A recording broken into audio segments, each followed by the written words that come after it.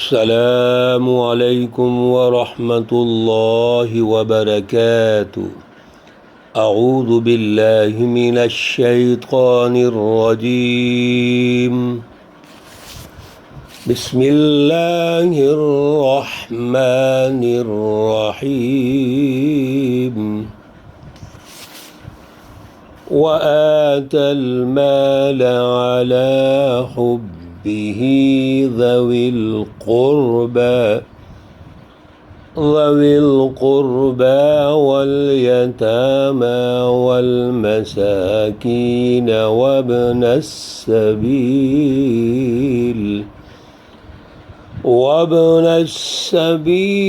والسائلين وفي الرقاب۔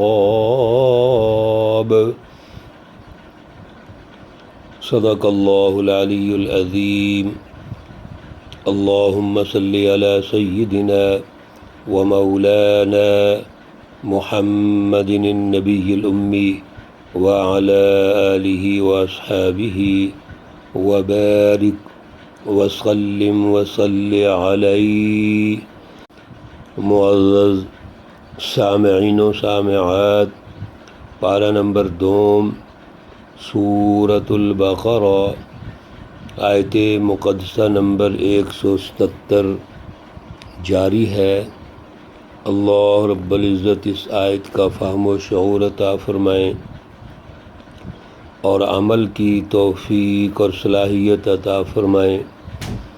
اس ایک آیت مقدسہ میں اللہ رب العزت نے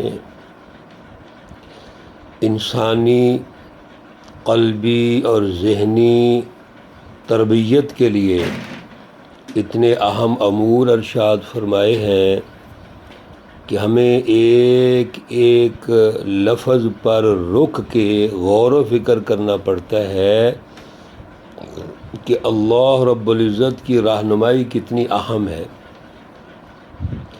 کل کے درس میں 2 باتیں واضح کی گئی تھیں۔ ایک تو یہ ہے کہ جو بر ہے، نیکی، یہ کیا ہے؟ کیا نیکی محض ظاہری چیزوں کا نام ہے؟ جیسا کہ یہاں پہ یہ بات ہوئی کہ اللہ رب العزت نے جب حکم دیا تو ہمارا کام ہے ہم مسجد اقصیٰ کی طرف منہ کر کے نماز پڑھیں۔ جب اللہ نے حکم دیا تو ہم مسجد الحرام کی طرف منہ کر کے نماز پڑھیں۔ جگہ کی اہمیت نہیں ہے، حکم کی اہمیت ہے۔ پیچھے اتھارٹی کیا ہے؟ کون سی اتھارٹی ہے؟ کون سا حاکم مطلق ہے جو اللہ کی ذات اقدس ہے؟ وہ دیکھو۔ یہاں گویا ایک جملے میں اللہ رب العزت نے انسان کی جو نیکی ہے، بر ہے، اس کو واضح ارشاد فرما دیا۔ پھر بر کے لیے ہونا کیا چاہیے؟ اس میں 5 بنیادی وہ امور ارشاد فرمائے جن کا اہم ترین فکر سے تعلق ہے، بنیادی اعلیٰ نظریے سے تعلق ہے۔ سب سے پہلے ایمان باللہ ہے، اور ایمان باللہ کیا ہے میرے عزیزو؟ اس پر بات چیت کرے تو بات لمبی ہوتی ہے۔ کئی دفعہ پہلے مختصر یہ عرض کیا، ایمان باللہ کا مطلب ہے اللہ کی اتھارٹی کو تسلیم کرنا۔ اللہ پر ایمان لانا محض یہ ہے کہ ہم اللہ پر ایمان لائے، تو اللہ تعالیٰ نے قرآن پاک میں اور جگہوں پر ارشاد فرمایا کہ ثم استقاموا، پھر اس پر قائم ہو جاؤ، یعنی اللہ کو اتھارٹی تسلیم کرو، اللہ رب العزت کو آل ان آل خود مختار تسلیم کرو، اور اللہ کے سامنے جھک جاؤ۔ یہی ہے ایمان بالیوم الآخر، کہ آخرت پر ایمان کیا ہے کہ ہم اپنا احتساب جاری رکھیں۔ پھر اللہ رب العزت کے پورے مالا اعلیٰ کے نظام پر ایمان لانا ضروری ہے۔ اللہ کا پورا سسٹم ہے جس میں فرشتے ہیں، فرشتوں کو اللہ نے ڈیوٹیاں سپرد فرمائی ہیں، وہ پوری کائنات کا نظام اس کی مینجمنٹ کر رہے ہیں۔ پھر وہ دستور، وہ سسٹم، جو رہنمائی جو کتابوں کی شکل میں ہے ان پر ایمان ہے، اور پھر وہ رہنمائی جو کتابوں کی شکل میں ہے، دستور ہے، ضابطہ حیات ہے، اس کو عمل میں لانے کے لیے جد و جہد کرنے والے اللہ کے نبی ہیں، رسول ہیں، ان پر ایمان ضروری ہے۔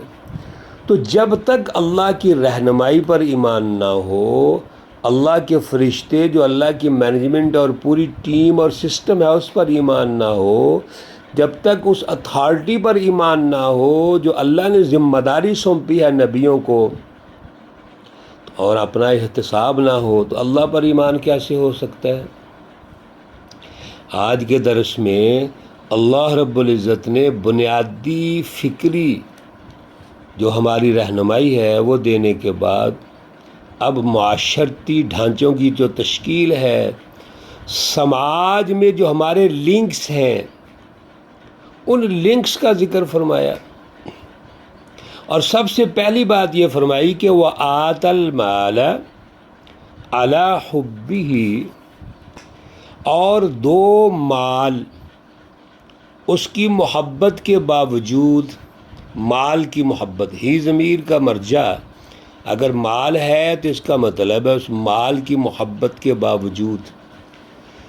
بعض مفسرین نے اس کا مرجع اللہ رب العزت رکھا ہے، آپ ایمان باللہ، تو اللہ کی محبت، مال کی محبت اگر مراد لیں تو یہ بھی فطری تقاضا ہے کہ کوئی انسان جو مال سے محبت کرتا ہے یہ بری بات نہیں ہے، یہ اس کی فطری تقاضا ہے، طبعی تقاضا ہے۔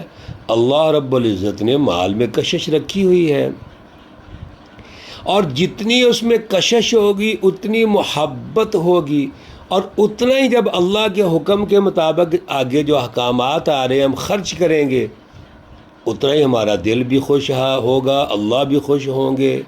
دیا تو اللہ نے ہے سب کچھ۔ مال کے پیچھے یہ وین ضروری ہے، اوپر ہم پڑھ چکے ہیں، یہ دروس میں گزر چکا ہے، یہ اللہ کا مال ہے۔ حقیقی مالک تو اللہ ہیں، زمین و آسمان کے وہ مالک ہیں، زمین و آسمان کے مابین جتنے وسائل ہیں اس کے وہ مالک ہیں۔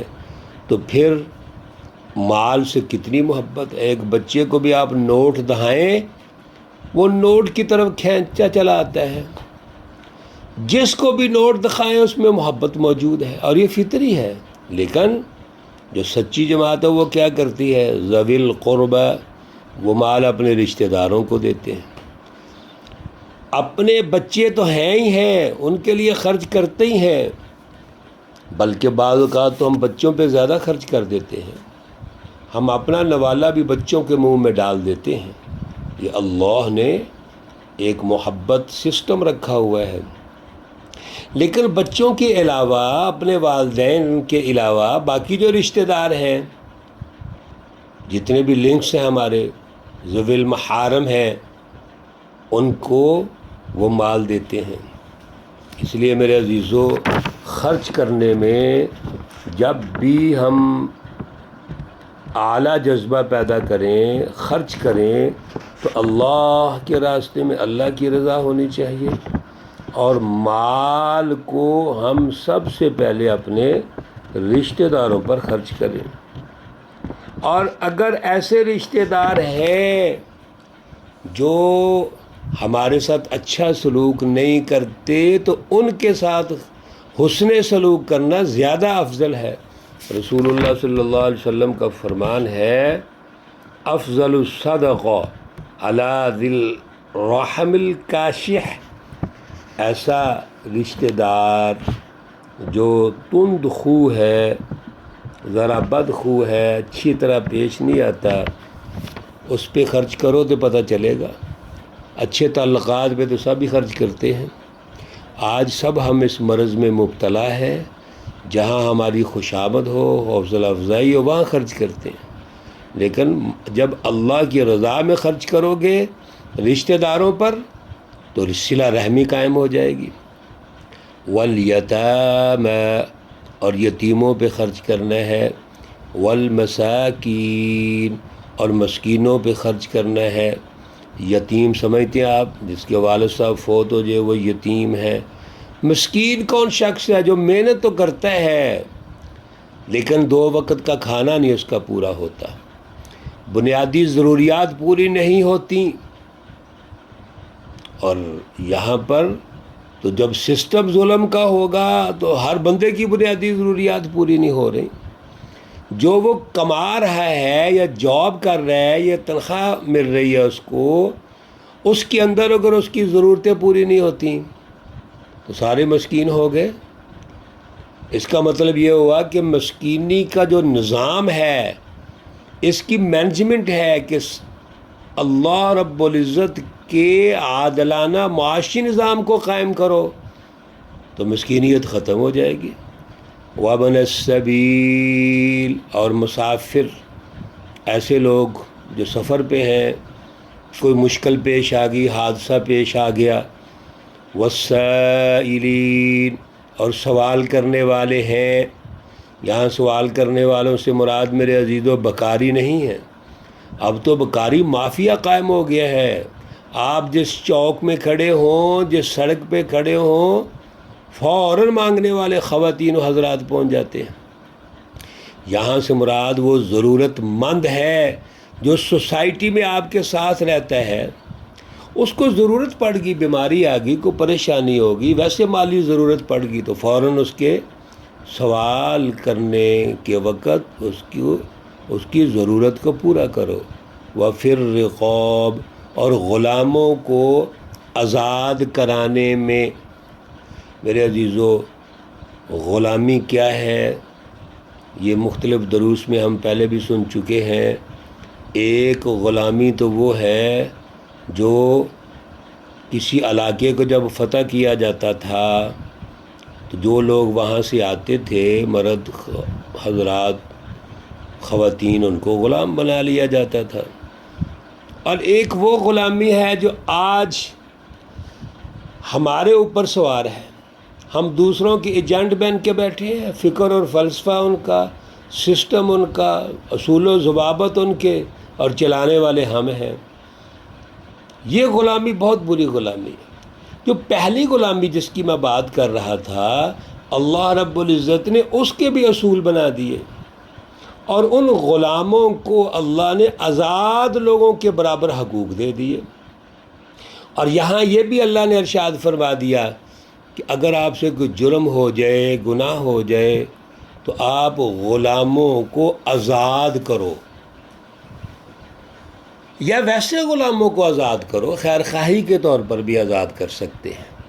اس کے مختلف صورتیں ہیں، لیکن یہ لوگ مال خرچ کرتے ہیں غلاموں کو آزادی کے لیے۔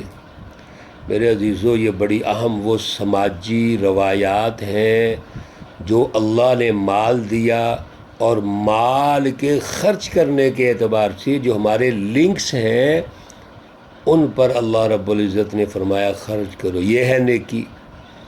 ایک نیکی فکری، کل کے درس میں ہم نے سنی۔ آج وہ سماجی نیکی، سماجیات، تعلقات، صلہ رحمی، اور جو کچھ محروم المعیشت ہے ان کی خیر خواہی۔ اللہ رب العزت ہمیں اعلیٰ فہم و شعور عطا فرمائے۔ اللہ رب العزت تمام بیماروں کو شفائے کاملہ عاجلہ مستمرہ عطا فرمائے۔ اللہ رب العزت تمام مرحومین و مرحومات کو جنت الفردوس میں اعلیٰ مقام عطا فرمائے۔